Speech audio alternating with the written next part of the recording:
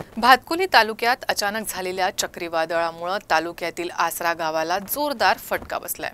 वादळामुळे मोठ्या प्रमाणात नुकसान झालंय। गावातील घरांची पडझड झाली आहे। घरावरील टिनपत्र उडाली आहेत। अनेक घरं उद्ध्वस्त झाली असून संसार उघड्यावर पडलेत। अनेक झाडं रस्त्यावर उन्मळून पडली असून अडथळा निर्माण झालाय।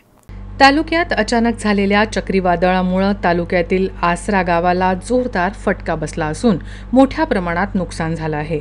गावातील घरांची पडझड झाली आहे। अनेक घरावरील टिनपत्रे उडाली आहेत।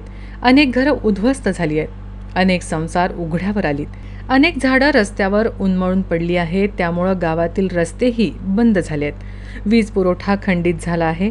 याची माहिती संकल्प शेतकरी संघटनेचे नेते नितीन कदम यांना मिळताच नुकसानग्रस्त भागाची पाहणी त्यांनी केली।